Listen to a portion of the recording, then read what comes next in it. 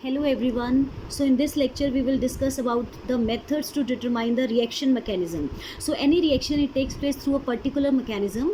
The mechanism should be able to explain all the observations of the reaction related to the reaction, and it should be energetically favorable, and also it should be able to explain formation of all the products.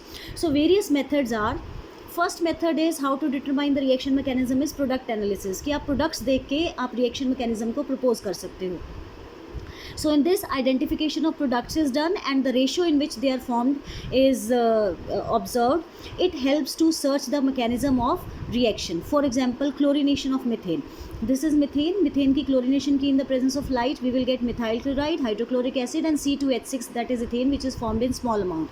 So any proposed mechanism should be able to explain all the observations related to this reaction and all the products formed in this reaction and the ratio they are formed. So various mechanisms were proposed to explain the mechanism of this reaction. Many of them were carb cation mechanism. It was not able to explain the formation of ethane carb anion mechanism. So finally the reaction mechanism was proposed through free radical mechanism. So it takes place in 3 steps. First step is chain initiating step.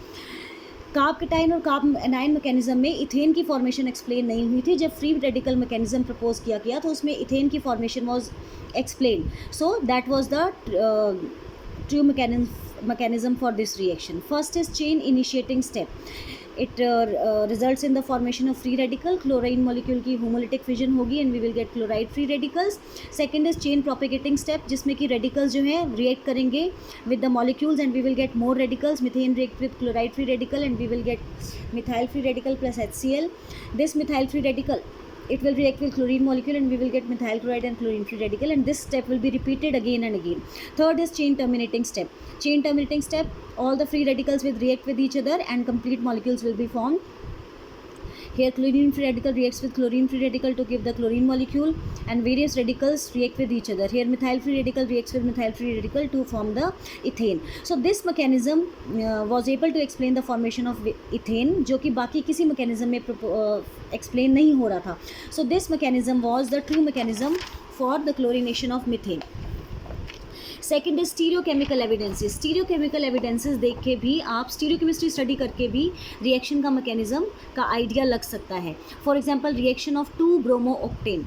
This is 2 bromo octane. 2 bromo octane की reaction हम करते हैं aqueous KOH के साथ. So it aqueous KOH will give OH negative ions. OH negative ion will attack carbon from the other side to which bromine is attached, and we will get this transition state in which old bond is not completely broken and new bond is not completely formed, and finally we will get this product, that is 2-octanol. Here we can see that OH negative is bonded to carbon on the other side to which bromine was attached. So this mechanism leads to the inversion of configuration, which is called as Walden inversion. Also it was observed that rate of reaction depends upon the 2 molecules of reactant, that is it was found to be second order. So inversion of configuration, it can only be explained on the basis of SN2 mechanism. पहले इसको SN1 mechanism से explain करने की कोशिश की गई, but inversion of configuration was not explained. It was explained only on the basis of SN2 mechanism, in which reaction takes place in single step. सो यहाँ पे न्यूक्लियोफाइल को दूसरी तरफ से अटैक करना पड़ेगा, बिकॉज ब्रोमीन जो है bromide ion, it is already big in size, bulkier group. So OH negative अगर इधर से अटैक करेगा same side to which bromine is attach, it will face steric hindrance, so it will attach on the other side. So rate of reaction was found to be second order, and also it can be explained on the basis of SN2, which takes place in single step. So rate of reaction depends upon both the reactant molecules. Third method is kinetic studies. Kinetic studies से भी आप reaction mechanism का idea लगा सकते हो. This is tertiary butyl bromide. It reacts with OH negative ion and we will get this tertiary butyl alcohol. It was found that there is no inversion in configuration. OH negative same side पे attach हो रहा है जहाँ पे bromide ion है, and also rate of reaction जो है first order kinetics follow कर रहा था. It depends upon only 1 molecule of reactant. It is independent of the concentration of OH negative ion. So above observations it can be explained only on the basis of Above observations can be explained only on the basis of SN1 mechanism, which takes place in 2 steps. First step is Br negative, यहाँ पे heterolytic fission होगी, bromide free radical will leave the group and we will get this carb cation, tertiary butyl carb cation. This first step is slow and rate determining step of the reaction. In the second step, OH negative ion will attach this carb cation. This step will be fast and we will get this alcohol. So how we will explain? In this can be explained only on the basis of SN1 mechanism, because in SN1 mechanism only reaction takes place in 2 steps, and slow step is the rate determining step. So we can see in slow step only one molecule of reactant is involved. It is independent of the reaction of the concentration of OH negative ion. So only one molecule of halide is involved, so it follows the first order kinetics. Also there is no inversion in configuration, so backside attack or transition state is not formed. So carb cation mechanism इसका propose हुआ था, which can be explained on the basis of SN1 mechanism. Third is next method is isotopic labeling. Isotopic labeling means when any atom is replaced with its isotope. For example, hydrogen is replaced by deuterium or tritium, O16 is replaced by O18. Now what are isotopes? They have same electronic configuration, so they have same chemical properties, but their mass is different, so they affect the rate of reaction. Rate of reaction means their speed or velocity. For example, we take the example of esterification of carboxylic acid. तो carboxylic acid जब react करते हैं alcohol के साथ, this is carboxylic acid, it reacts with alcohol. तो starting में ये confusion थी कि bond जो है OH वाटर जो मॉलिक्यूल बना है, वाटर मॉलिक्यूल में H positive ion carboxylic acid से आए हैं, OH अल्कोहल से आया है, या OH कार्बोक्सिलिक एसिड से आया है, H पॉजिटिव आयन अल्कोहल से आए हैं.